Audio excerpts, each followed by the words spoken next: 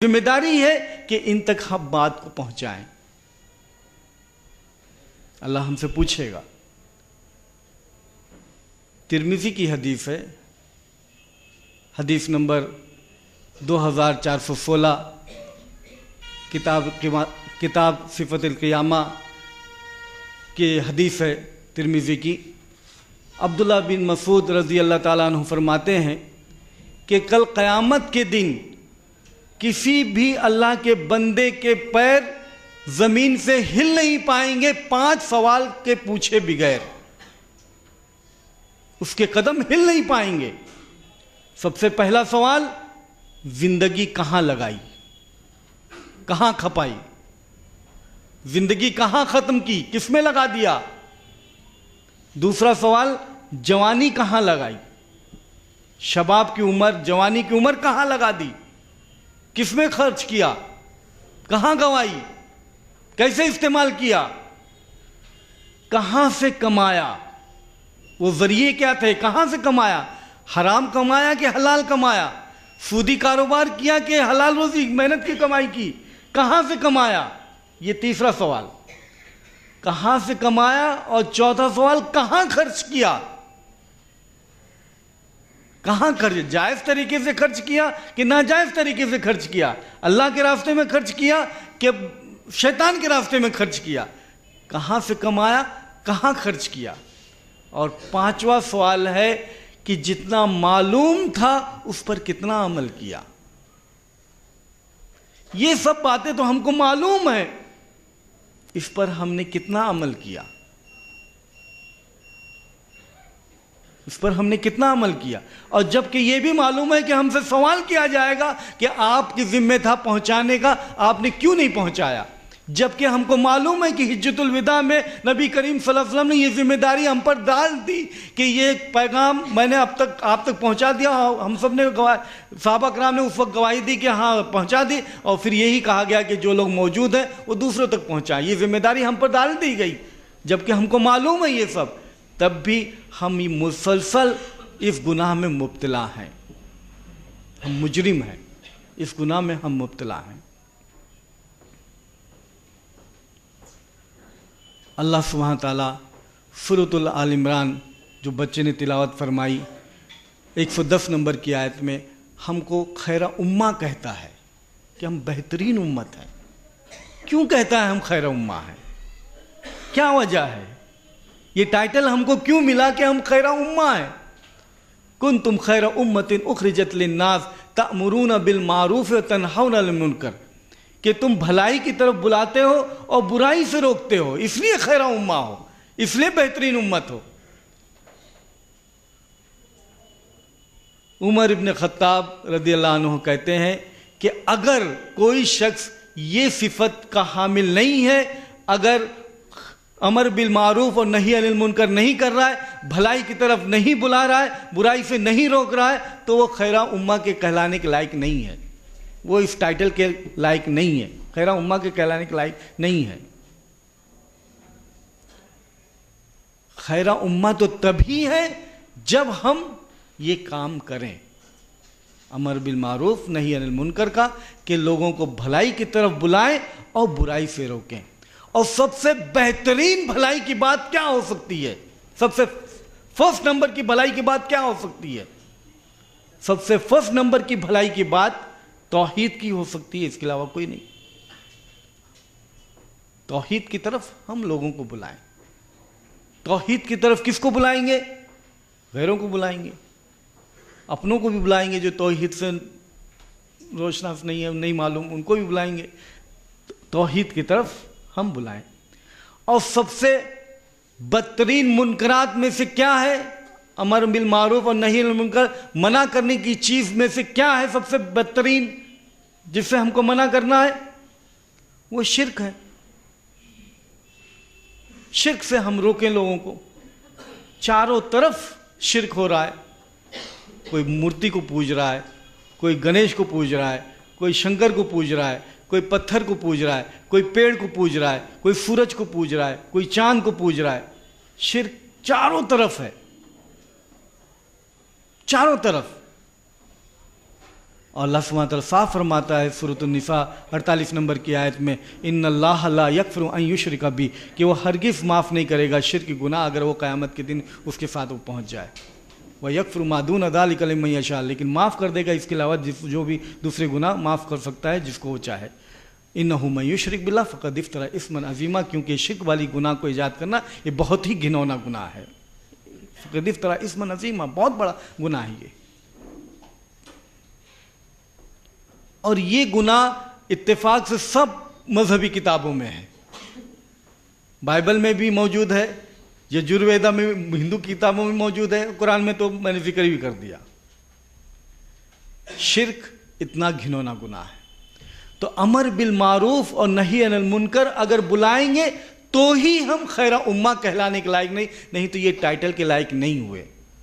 तो ये टाइटल के हकदार बनने के लिए हमको, हमारे ऊपर फर्ज है कि हम लोगों को भलाई की तरफ बुलाएं और बुराई से रोकें। और आयत यहाँ ख़त्म नहीं होती है, आयत आगे चलती है, वलौ आमना अहलुल किताब लकाना खैरुल लहुम, अगर ये अहले किताब ईमान लाते तो इनके लिए बेहतर होता। मिनहुमुल मुमिनून, कि उनके अंदर कुछ मोमिन हैं, व अक्सरुल फासिकून, लेकिन अक्सर उनके अंदर फासिक हैं। हमको नहीं मालूम कि कौन फासिक हैं, किसके ऊपर मोहर लग गई है, हमको नहीं पता। ये हमारा काम है कि हम उनकी तरफ दावत का काम करें, पहुँचाएँ। ईसाई हजरात बजाय जो हमारे ज़िम्मे है कि हम उन तक पहुँचाएँ, ईसाई हजरात जो है सारी दुनिया में फैले हुए हैं तुम तक दावत पहुँचाने के लिए, तुम तक दावत पहुँचाने के लिए। अल्लाह सुब्हानहू व तआला सूरह आल इमरान 104 नंबर की आयत में फरमाता है, वल तकुम मिनकुम उम्मतुन यदऊना इलल खैर, तुम में से एक जमात होनी चाहिए जो ये बात की तरफ निकाली गई हो, तो लोगों को खैर की तरफ बुलाए।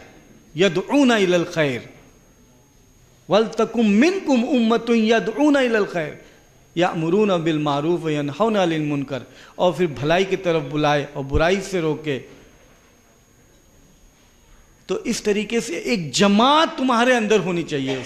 उलमा कहते हैं कि इसका मतलब ये है कि अगर डॉक्टर्स हैं तो डॉक्टर्स के अंदर एक जमात होनी चाहिए जो डॉक्टर्स के अंदर काम करें। अगर रिक्शा ड्राइवर्स हैं तो रिक्शा ड्राइवर्स में एक जमात ऐसी होनी चाहिए जो दावत का काम उनके बीच में करें। अगर बिजनेसमैन है तो बिजनेसमैन में एक ग्रुप, एक जमात होनी चाहिए जो ये काम उनके बीच में वो करें। एक जमात इस तरीके से भी होनी चाहिए। हर ग्रुप के अंदर, हर समाज के अंदर एक ऐसी जमात होनी चाहिए, एक ग्रुप बना होना चाहिए जो ये काम करे।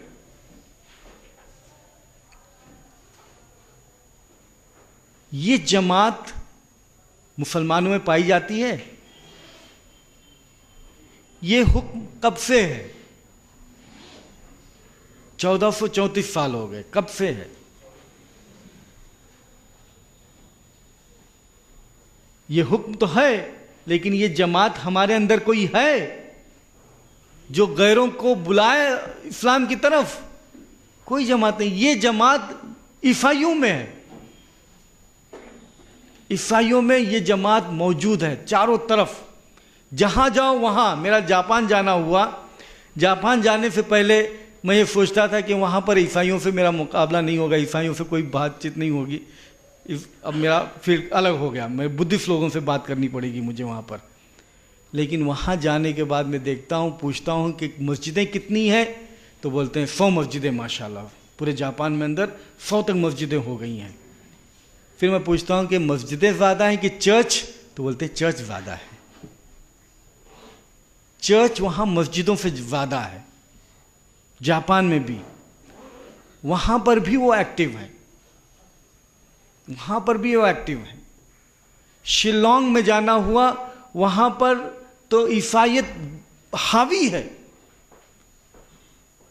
हर घर में ऐसा है जैसे कि एक मुस्लिम है तो उसकी नानी क्रिश्चियन है, उसकी खाला क्रिश्चियन है, उसका मामू क्रिश्चियन है। एक लड़का मुस्लिम है तो उसकी खाला क्रिश्चियन है, उसकी नानी क्रिश्चियन है, उसका मामू क्रिश्चियन है।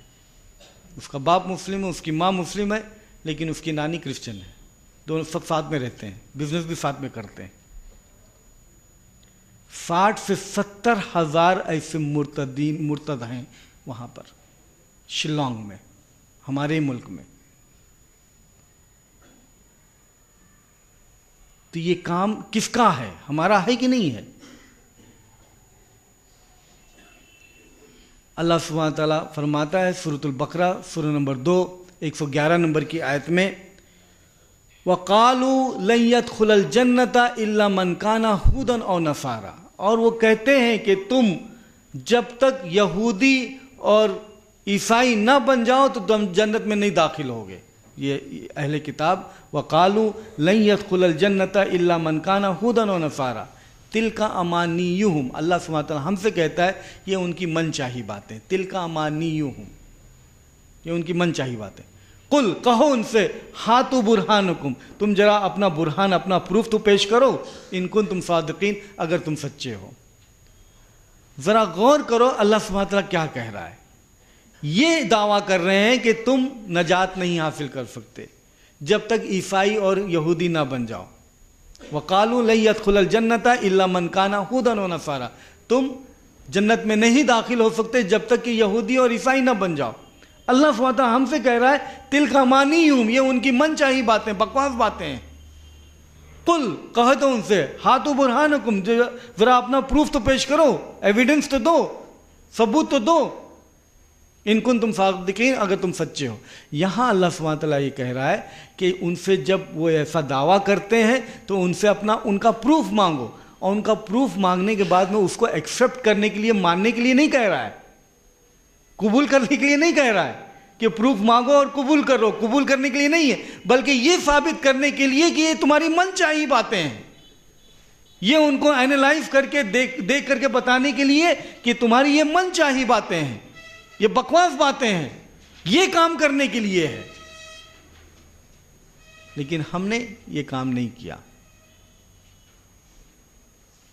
वो दावा करते हैं और उनके दावे को कबूल करते हैं और मुतासिर भी होते हैं और उनके मजहब में कबूल भी कर लेते हैं। सिर्फ मुसलमान ही नहीं अल्हम्दुलिल्लाह फैल रहे हैं, मुसलमान तो फैल रहे हैं, लेकिन कुछ हद तक जो ईसाई भी इस तरीके से मेहनत कर करके वो मुसलमानों को इन्फ्लुएंस कर रहे हैं। और इन्फ्लुएंस क्यों ना करें? अगर हम ये फरीज़े से दूर रहेंगे, इसमें इन्वॉल्व नहीं रहेंगे, एक्टिव नहीं रहेंगे, मुहर्रिक नहीं रहेंगे, और सामने की तरफ से वो हरकत में है, वो एकदम एक्टिव है, मिशनरी टैक्टिक्स है, मिशनरी काम में लगा हुआ है, एक तरफ से मेहनत हो रही है, एक तरफ से खामोशी है, तो बताइए कहाँ पर कैसे क्या होगा? क्या होगा बताइए? एक तरफ से पूरी मेहनत हो रही है, बातिल की तरफ से, ईसाइयों की तरफ से पूरी मेहनत हो रही है, और मुसलमानों की तरफ से खामोशी है, दीन से कोई वाबस्तगी नहीं है, उससे कोई उतना नॉलेज नहीं है, प्रैक्टिस भी नहीं है, नमाज की भी पाबंदी नहीं है, नमाज भी नहीं पढ़ता वो। पूरी उम्मत का क्या हाल है? पूरी उम्मत का हाल देखिए क्या है। नमाज की तरफ आइए तो समझ में आता है कि ईमान के बाद में सबसे पहला जो फर्ज, सबसे पहली बात जो हमको करने की वो 5 वक्त की नमाज है। हमारी मस्जिदें हम देखें कि कितनी भरती हैं, वो जुमा में कितनी भरती हैं, ईदैन में कितनी भरती हैं, और रोज़ाना 5 वक्त में कितनी सफ़े होती हैं, और फजर में कितनी सफ़ होती है, इसके ऊपर गौर करें। ये है हमारा हाल दीन के ताल्लुक से। ये है थर्मामीटर, ये है बैरोमीटर, ये है थर्मामीटर पहचानने का कि हमारा दीनी शऊर और दीन की प्रैक्टिस कितनी है हमारे अंदर। मौजूद हज़रात, जिस शख्सियत का हमें बड़ी बेचैनी से इंतज़ार था वो हमारे दरमियान तशरीफ़ ला चुकी हैं। मेरी मुराद मोहतरम अब्दुल्ला तारिक साहब से है। अब्दुल्ला तारिक साहब बहुत थकान का सफ़र तय करके हमारे दरमियान तशरीफ़ ले आए हैं और मुसिर हैं कि बग़ैर पानी पिए वो स्टेज पर आकर बैठना चाहते हैं। लिहाजा मैं नहायत अदब व एहतराम से सैयद अब्दुल्ला तारिक साहब से दरख्वास्त करता हूँ कि हज़रत इकरम डाइस पर तशरीफ़ ले आएँ। सैयद अब्दुल्ला तारिक साहब।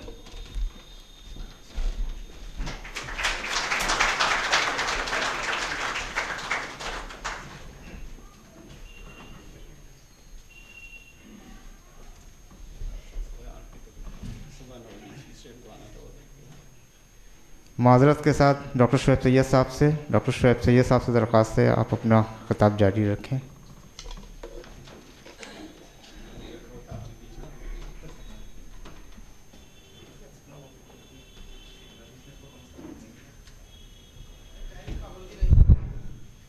एक ऐलान और मैं कर दूं आप हजरात के दरमियान, मैंने शुरू में भी एक बात कही थी कि हमारे दरमियान दो अजीम मुकर्रिरीन हैं। वक्त की पाबंदी आज 10 बजे तक नहीं रहेगी, 10 बजे तक नहीं है, 10:30, 10:40 जहाँ तक भी प्रोग्राम चलेगा हम दोनों को भरपूर सुनना चाहते हैं।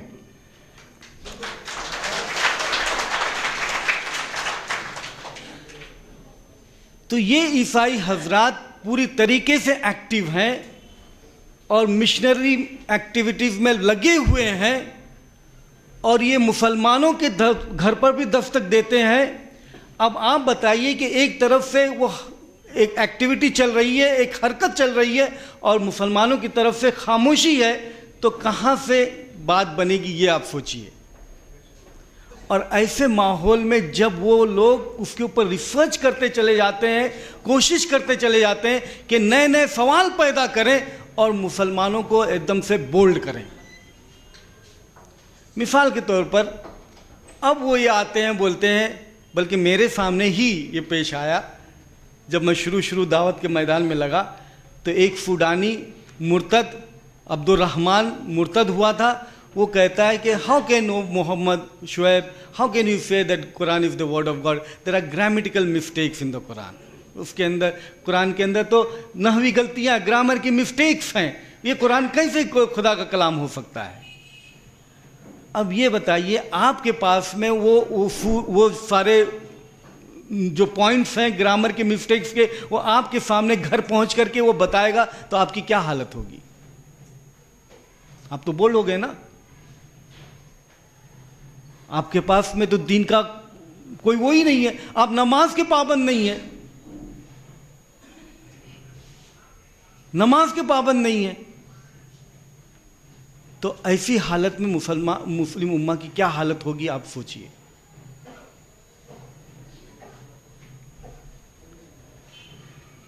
अल्लाह सुब्हानहू व तआला फरमाता है सूरह आल इमरान सूरह नंबर 3 आयत नंबर 64 में बताता है कि किस तरीके से हमको दावत का काम करना चाहिए।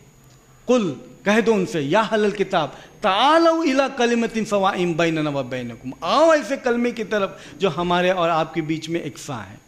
अल्लाह नाबुदा इल्लल्लाह, कि हम अल्लाह ही की इबादत करें।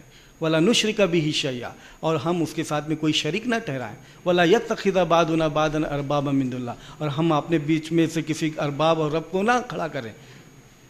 फ़इन तवल्लौ, और उससे मुड़ जाए, फ़क़ूलू अशहदू बिअन्ना मुस्लिमून, तो तुम कहो कि तुम मुस्लिम हो।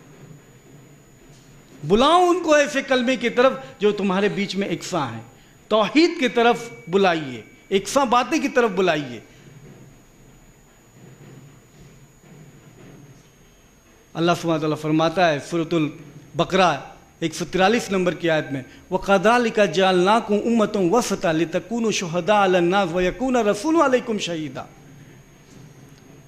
कि तुमको हमने वसत वाली बैलेंस्ड उम्मा बनाया है ताकि तुम गवाह रहो जिस तरीके इंसानों के ऊपर जैसे अल्लाह के रसूल तुम हम पर गवाह रहे।